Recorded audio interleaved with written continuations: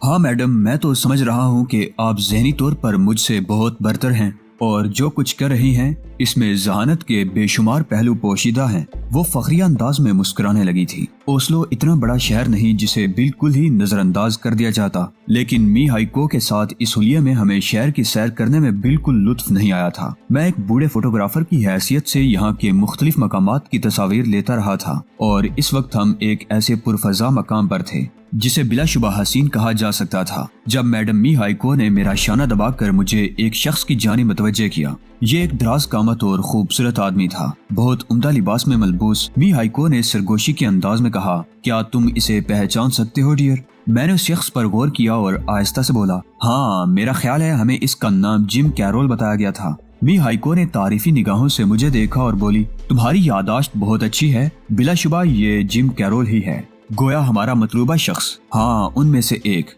क्या ख्याल है क्यों न हम उसका पीछा करें? बल्कि ऐसा करो, पहले तुम उसकी 2 तस्वीर बना लो। मैंने मी हाइको की हिदायत पर अमल किया था और फिर उसके बाद हम उस शख्स का ताकुब करते रहे। ओस्लो के एक खूबसूरत मकाम पर वो एक फ्लैट में दाखिल हुआ और जब हम उस फ्लैट की राहदारी के सामने से गुजरे तो हमने उस पर जिम कैरोल के नाम की तख्ती देखी थी। गोया इसका कयाम इसी जगह था। मी हाइको ने आहिस्ता से कहा, और मेरे ख्याल में आज रात इस फ्लैट की तलाशी ले डाली जाए। मैंने सनसनीखेज निगाहों से उसे देखा और कहा, क्या ये इतना ही आसान होगा? क्यों नहीं, ये काम तुम करोगे, मैं दूसरा शोबा संभालूंगी। क्या मतलब? तुमने देखा कि वो शख्स चाबी से ताला खोलने के बाद फ्लैट में दाखिल हुआ है, इसका मतलब है वो इस फ्लैट में तन्हा रहता है। 100%। और यहाँ के टेलीफोन नंबर भी होंगे। हाँ, बस तो फिर क्या मुश्किल पेश आ सकती है? तुम्हें बड़ी एहतियात के साथ आज ये काम करना होगा। रात को तकरीबन 11:30 बजे मी हाइको ने अपना चोला बदल लिया। उसने अपना मेकअप उतार दिया था, जबकि मैं बदस्तूर उसी मेकअप में था। मी हाइको ने अपने चेहरे पर जो दूसरा मेकअप किया वो उसकी शख्सियत को बेहद निखार कर पेश कर रहा था। इंतहाई हसीन शगुफ्ता चेहरा। वो तैयार हो गई।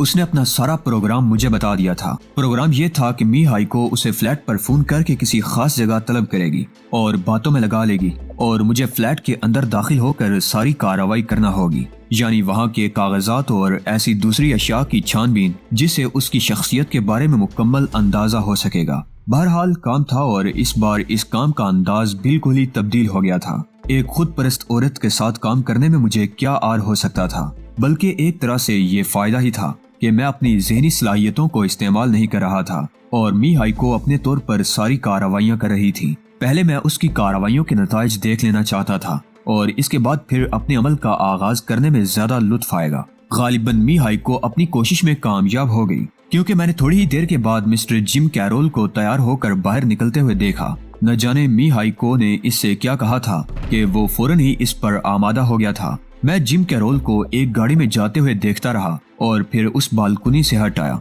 जो फ्लैटों के दरमियान थी और बाहर का मंजर पेश करती थी। भला अब देर करने की क्या जरूरत थी? यूं भी राहदारी सुनसान पड़ी हुई थी। चुनाचे मैंने जेब से मास्टर की निकाली और उस ताले पर मसरूफ हो गया। दूसरे लम्हे में अंदर दाखिल हो गया। बड़ा खूबसूरत फ्लैट और फिर बड़ी उम्दगी से उसे आरास्ता किया गया था। मैं ऐसी चीजों को शिनाख्त कर सकता था जिनकी तलाशी लेने से मुझे सूरत हाल का इल्म हो सके, और ये बात मेरे तस्वुर में भी नहीं थी कि मी हाइको पहली कोशिश में ही कामयाब होगी। एक स्टील रैक से मुझे ऐसे कागजात मिल गए जो मेरे ही मसले में थे और मैंने उन कागजात की मुकम्मल तस्वीर माइक्रो कैमरे से बना ली। ये कागजात इंतहाई अहमियत के हामिल थे और इनसे इस प्लान का पता चलता था। ये लोग जरूरतमंद कहलाते थे और जरूरतमंदों की तादाद 6 थी। ये 6 जरूरतमंद एक मखसूस तारीख पर एक जगह जमा होने वाले थे जहां उन्हें किसी शहर की खरीदारी करनी थी, और इस सिलसिले में तमाम कागजात वगैरह वहां मौजूद थे। मी हाइको की इस कामयाबी पर मुझे हैरत के साथ साथ मुसरत भी थी। भरतौर ये मेरी अपनी कार्रवाई थी और मैं जानता था कि मुझे इससे क्या क्या फायदे हासिल हो सकते हैं। जहां मैंने कागजात की तस्वीर और माइक्रो फिल्म बनाई, वहीं मेरे जहन के कैमरे में भी उनकी तफसीलात महफूज हो गईं। और फिर तकरीबन 3:45 बजे जब मी हाइको ने होटल मार्को पोलो के कमरे का दरवाजा खोला तो मैं उसे जागता हुआ ही मिला। मुझे यकीन था कि तुम जाग रहे होगे। मैंने दीवार पर लगी हुई घड़ी में वक्त देखा और मी हाइको मुस्कुरा दी। ओहो मैडम, मैंने इस अंदाज में नहीं सोचा। हम एक शबीना क्लब में रक्स करते रहे और इसके बाद वो मुझे यहाँ छोड़ कर गया है। यकीनी तौर पर यह काम आपके लिए इंतहाई मुश्किल साबित होगा। नहीं, मर्दों की फितरत मैं अच्छी तरह पहचानती हूँ। बस खूबसूरत होना शर्त है और हर मुश्किल काम आसान हो जाता है। मैं हंसने लगा। मजीद कुछ वक्त गुजर गया। इसके बाद मिस्टर सैरनियो ने इतला दी कि मी हाइको के आदमी आ चुके हैं। इस दौरान मी हाइको ज्यादातर जिम कैरोल के साथ मसरूफ रही थी। फिर उस शाम उसने मुस्कुराते हुए मुझसे कहा, आज 7 बजे एक बड़ा खूबसूरत प्रोग्राम है। यहाँ पर एक जगह आइस बेस्ट के नाम से मशहूर है और वहाँ बर्फ पर रक्स होता है। क्या तुम इसमें शिरकत करना पसंद करोगे? अगर जरूरी हो तो क्यों नहीं। कहना तो कुछ अजीब सा लगता है क्योंकि एक इमारत बेशक थी, लेकिन इसके बाद तवीलो अरीज मैदान बिखरे हुए थे जिन पर सफेद बर्फ बिछाई गई थी और इसमें जगह जगह ऐसे मनाजर पैदा किए गए थे जो बिलाशुबा हसीन कहे जा सकते हैं। मी हाइको ने उस वक्त भी एक खूबसूरत मेकअप किया था और बहुत हसीन नजर आ रही थी। कुछ देर के बाद उसने मुझे इशारा करते हुए कहा, मिस्टर जिम कैरोल आ चुके हैं और अब मैं उनके साथ बर्फ पर दूर तक फिसलने जाऊंगी। तुम्हें मेरा ताकुब करना होगा। बर्फ पर फिसलने में तुम्हें कोई दिक्कत तो नहीं होगी? मेरा मतलब है नहीं, मैं ये खेल खेलता रहा हूँ, तब बहुत दिलचस्प खेल होगा। हम दोनों तैयार होकर चल पड़े।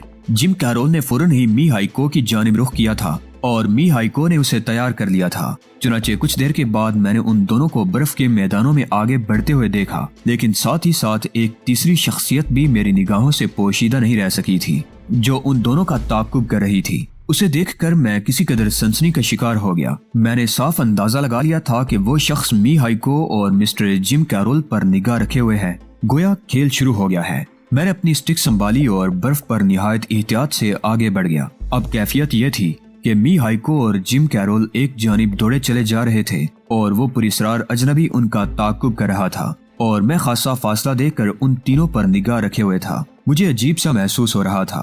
बर्फ के मैदान बहुत दूर तक चले गए थे और कुछ दूर चलने के बाद उनकी कैफियत जरा मुख्तलिफ हो गई थी। यानी अब वो उन रोशनियों की जद में निकले थे जो क्लब की जानिब से जगह जगह लगाई गई थी, बल्कि बर्फ अपना कुदरती रंग बखेर रही थी और उस पर तैरते हुए साए बड़े पुरिसरार लग रहे थे। फिर एक बड़े से कंज के करीब जो मसनूई तौर पर यहाँ बनाया गया था, मी हाइको रुक गई और मैंने अपने आप को संभाल कर उस मखसूस फासले पर ऐसी कोई जगह तलाश करना शुरू कर दी जहाँ से मैं उस तीसरे आदमी का जायजा ले सकूं।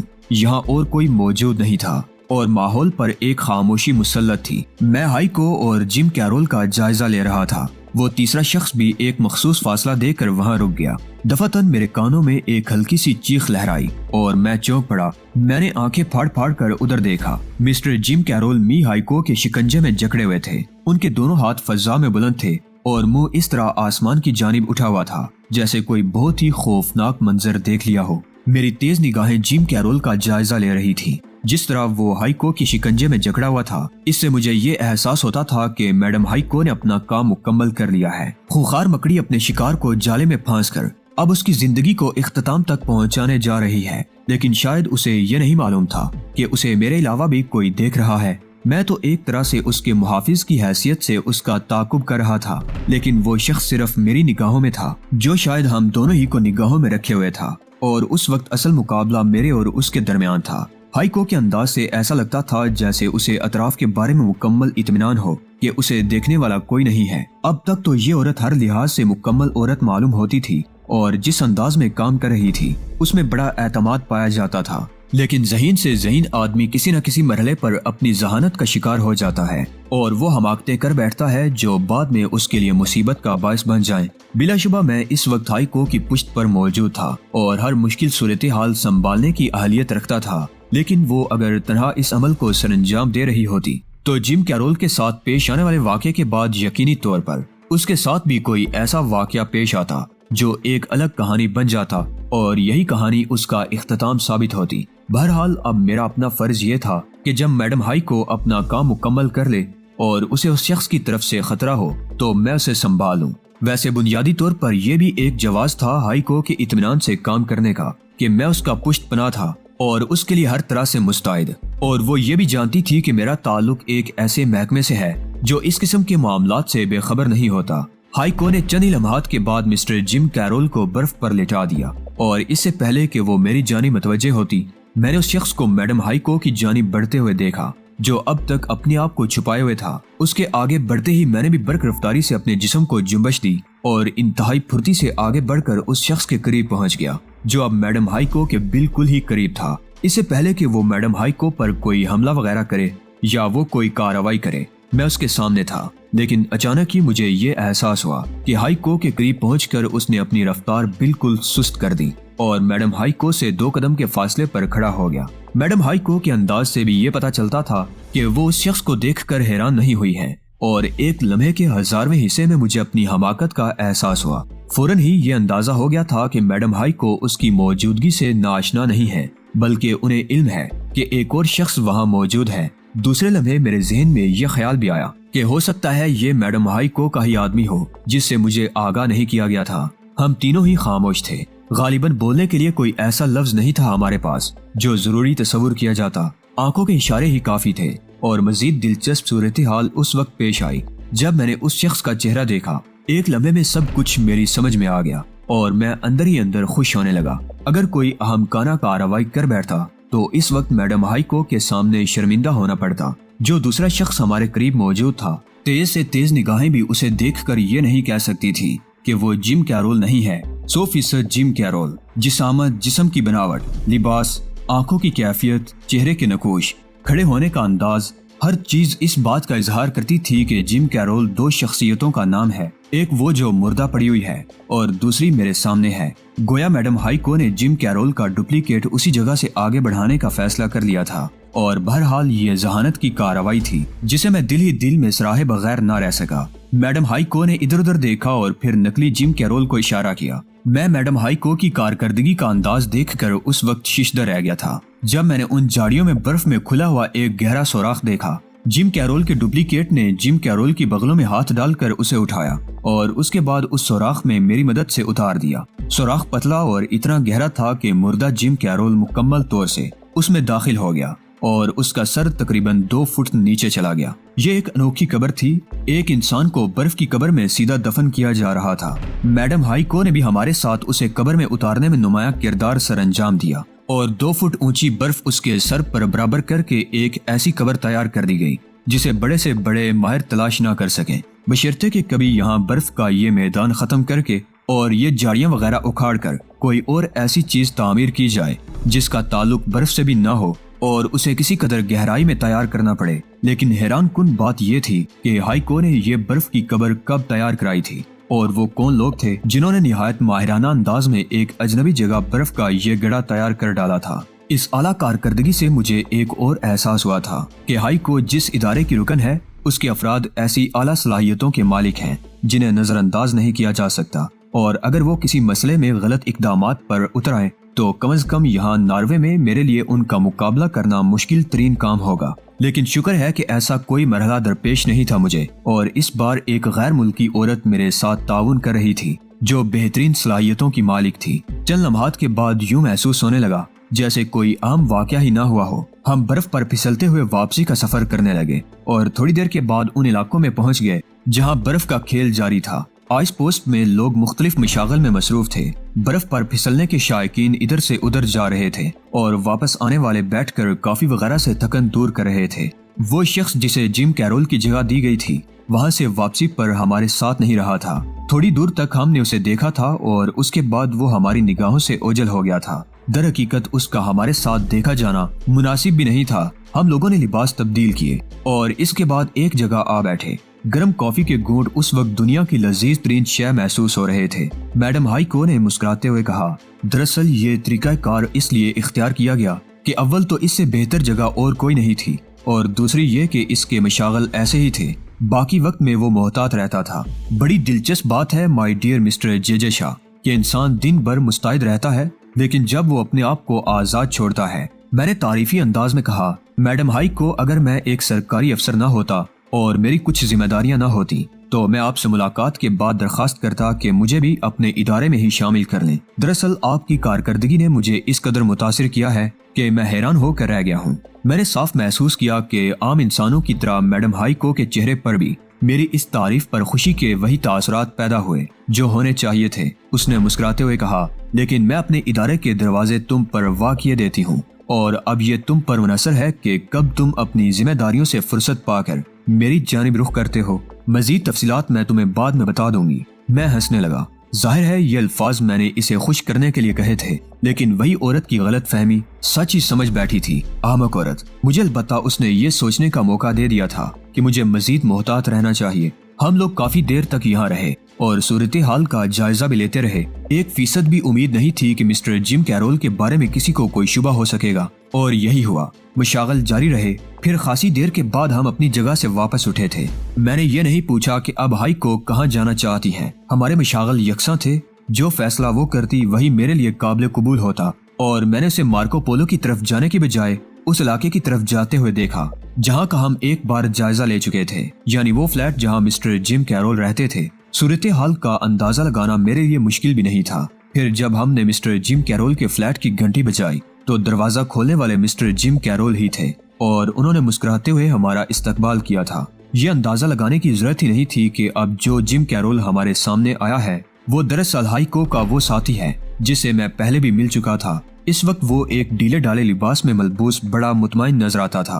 हाइको ने मुस्कुराते हुए कहा, mister Jim Carroll, madam Haiko, कोई मुश्किल? आइए, अंदर आइए। उसने हमें ड्राइंग रूम में बिठाया और फिर बोला, आप लोगों के लिए चाय या कॉफी? यहाँ कोई मुलाजिम तो नहीं होता? नहीं, मैं अपने काम अपने हाथों से करने का आदी हूँ। हाइको हंस पड़ी। उसने कहा, तुमने हर चीज का जायजा ले लिया है? ये कोई पूछने की बात है मैडम? तो फिर बाकी मामलात प्रोग्राम के मुताबिक आप अगर अपनी तरफ से कोई हिदायत देना चाहें तो जरूर दे दीजिए, वरना मुझे अपनी जिम्मेदारियां मुकम्मल तौर पर याद हैं। राब्ते के लिए मेरे पास जराए मौजूद हैं। जिम कैरोल ने जवाब दिया। तो फिर हम चलते हैं, हाइको ने कहा और अपनी जगह से उठ खड़ी हुई। मिस्टर जिम कैरोल ने हमें दरवाजे तक आकर खुदा हाफिज कहा और दरवाजा अंदर से बंद कर लिया। ये शख्स बहुत पुरएतमाद है और इस अंदाज में यहाँ एडजस्ट हो गया है जैसे सदियों से यहाँ रहता चला आया हो। मैडम हाइको ने कहा, दरअसल जिन लोगों को मेरे इदारे में शामिल किया जाता है उनकी परख न जाने कितने मराहल से गुजर कर होती है, और जब उन्हें मुकम्मल पाया जाता है तो उन्हें हमारे इदारे में कोई ओहदा दिया जाता है। यही हमारी बका का राज है। मैंने गहरी सांस लेकर गर्दन हिला दी और कुछ देर के बाद हम वापस मार्को पोलो पहुंच गए। पहली कामयाबी से हाइको बहुत खुश नजर आती थी। कुछ देर वो मुझसे इस मौजू पर बातें करती रही और हम लोगों के दरमियान तबादला ख्याल होता रहा। इसके बाद हम आराम करने लेट गए। मार्को पोलो में हमने एक ही कमरा हासिल किया था और हाइको अपने किरदार का एक खास अंदाज अपनाए हुए थी। उसे मेकअप तब्दील करना पड़ा था और नए मेकअप में वो अपनी असल शक्ल से कहीं ज्यादा हसीन नजर आती थी। जिस्मानी तौर पर भी वो एक पुरकशिश औरत थी। और ये बहुत बड़ी हकीकत है कि मैं इस फील्ड में आने के बाद जिस चीज से सबसे ज्यादा खुशी महसूस करता था वो यही थी कि मेरा वास्ता नित नए लोगों से पड़ता रहे और दुनिया के मुख्तलिफ ममालिक में मेरी अपनी तफरीहात का सिलसिला जारी रहे। आज तक जो कुछ किया था इसमें बुनियादी तौर पर इसी चीज की ज्यादा अहमियत दी थी कि मुलाजमत की शक्ल में मुझ पर मुसल्लत ना हो, बल्कि इसमें तफरीह का पहलू झलकता रहे। और ये पहलू कुछ इस तरह झलकता था मेरे सामने कि यूं महसूस होता था जैसे मेरे पहुंचने से पहले वहाँ मेरे लिए इस तरह के इंतजामात हो जाते हों। तवील अरसे के बाद ये पहला मौका था कि हाइको जैसी खुश्क औरत से वास्ता पड़ा था। मैंने कई बार उसे इस अंदाज में अपनी जानिब निगरां देखा था जैसे वो तलबगार हो इस बात की कि मैं आम जिंदगी से हटकर भी उससे कोई गुफ्तगू करूं, लेकिन न जाने क्यों अभी तक मेरे जहन में ये तस्वुर पैदा नहीं हुआ था। आज भी इसका तज्जिया करते हुए मैंने कुछ अनोखी और दिलचस्प बातें महसूस की। मसलन ये कि फरीदा बिलाशुबा मेरी जिंदगी में एक हादसे के तहत दाखिल हुई थी, लेकिन इसके बाद जब भी मैंने अपने आप को उसके बारे में सोचते हुए पाया, अपने दिल में खुलूस की परछाइयां देखी। जी चाहा कि उससे बिल्कुल मुखलिसाना तौर पर पेश आऊं। गालिबन ये इंसान की अनोखी ख्वाहिश है जो उम्र के किसी न किसी लम्हे में बेदार हो जाती है। यूं तो मोहब्बत करने के लिए बहुत सी शख्सियतें होती हैं जिनका ताल्लुक बचपन से होता है, फिर जवानी से और आखिर में बुढ़ापे से, लेकिन मोहब्बत की अकसाम भी मुख्तलिफ हैं।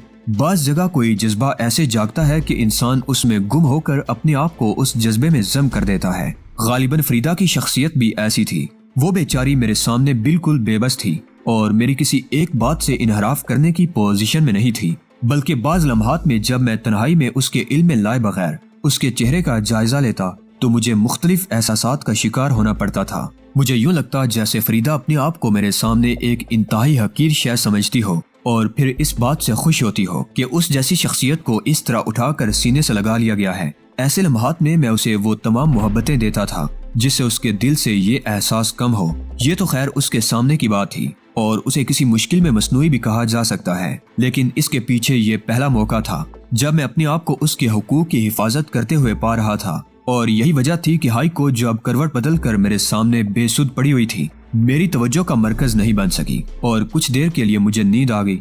दूसरी सुबह पुरसुकून थी। ہائی کو بھی اپنا کوئی الگ ہی کردار رکھتی تھی کیونکہ اس نے خود بھی ابھی تک کسی کمزوری کا مظاہرہ نہیں کیا تھا۔ ویسے بھی وہ ایک الگ شخصیت تھی، ایک عام محبوب شخصیت نہیں بلکہ ایک قاتلہ، ایک سفاک قاتلہ جو کسی انسان کو صرف ہاتھوں سے قتل کر سکتی ہے۔